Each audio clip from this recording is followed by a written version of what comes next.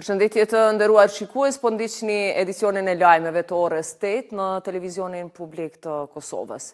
Qeveria në detyrë në mbrëmjen e së premtes ka mbajtur mbledhje elektronike në të cilën ka miratuar kërkesën e Radio-Televizionit të Kosovës për alokimin e ndarjeve buxhetore për një shumë prej 2.240.000 euro.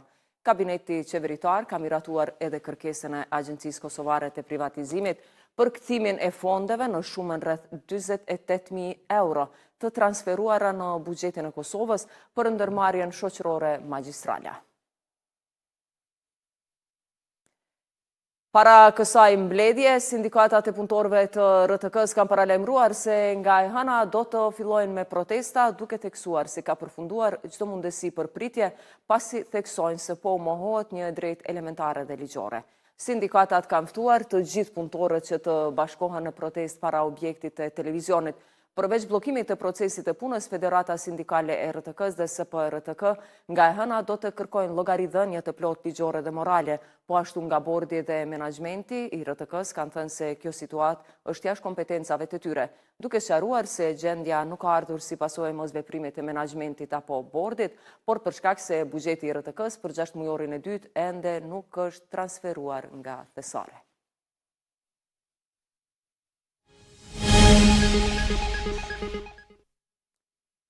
Kryetari i Lëvizjes Vetëvendosje Albin Kurti dhe kryetari i Lidhjes Demokratike të Kosovës Lumir Abdigjiku janë takuar të premten në mbrëmje. Në takim kanë marrë pjesë edhe ish-presidentja Vjosa Osmani.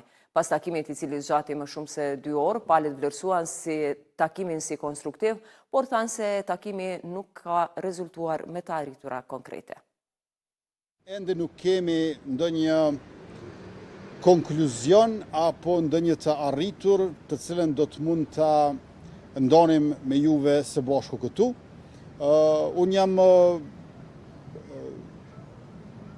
optimist për rrugën përpara, jam me shpresë që racionaliteti i cili po mbizotron do të vazhdoj të ekzistoj në këto takime, prandaj edhe po theksoj që është takimi i parë me që do të ketë takime të tjera. Në njërin anë diskutojmë koncepte e parime dhe në anën tjetër gjithashtu edhe orare dhe funksione, prandaj është një ndërmarrje e madhe e gjerë, e cila kërkon besim e mirëbesim. Folëm për stabilitetin e domosdoshëm institucional në Republikën e Kosovës dhe shmangjen e domosdoshme të zgjedhjeve të ardhshme të katërtat me radhë në më pak se 1 vit e gjysmë.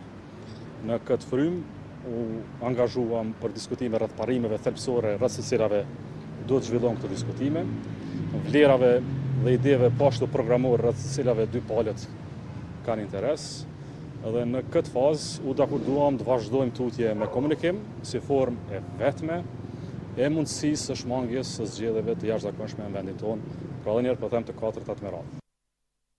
Para takimit me Abdigjikun, Kurti takoi kryetarin e PDK-s Bedri Hamza. Kurti tha se synimi është që të sigurohet funksionalizimi i ploti legjislaturës së 11, kurse Hamza theksoi se PDK do të mbetet në opozit gjatë këtij mandati. Takimi i parë dhe konstruktiv që kaloi në atmosferë të vullnetit, të interesimit për t'i dhënë institucione të reja Republikës së Kosovës në përputhje me vullnetin e popullit. Aktualisht unë nuk mund të them që kemi ndonjë rezultat konkret, ndonjë të arritur që do të mund të ndaja me publikun. Qëndrimi i jonë është që Partia Demokratike e Kosovës për këtë mandat është parti në opozit dhe ne i dëshirojmë sukses Zotit Kurti dhe gjithë atyne që takohen, bisedojnë, të japin vendit institucione, të i përfshi gjitha institucionet, se përveç Partisë Demokratike të Kosovës, në Kuvendin e Republikës Kosovës janë edhe 98 deputet tjerë, kështu që matematikisht ka mundësi me u bë kompletimi i gjitha institucioneve.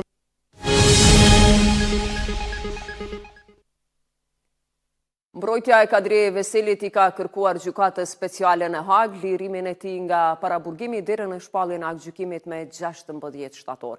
Avokati Rodney Dixon ka argumentuar se vazhdimi I paraburgimit cënon të drejtën e Veselit për liri dhe gjykim brenda një afati të arsyeshëm. Sipas tij, deri në shpalljen e vendimit, Veseli do të ketë kaluar rreth 7 muaj në paraburgim pas përfundimit e procesit gjyqësor dhe gati 6 vjet në total. Mbrojtja vlerëson se prokuroria e ka përmbyllur çështjen, të gjithë dëshmitarët janë dëgjuar dhe nuk ekziston më rrezik real për ndërhyrje në proces, duke shtuar se çdo shqetësim mund të trajtohet përmes kushteve të përshtatshme të lirimit.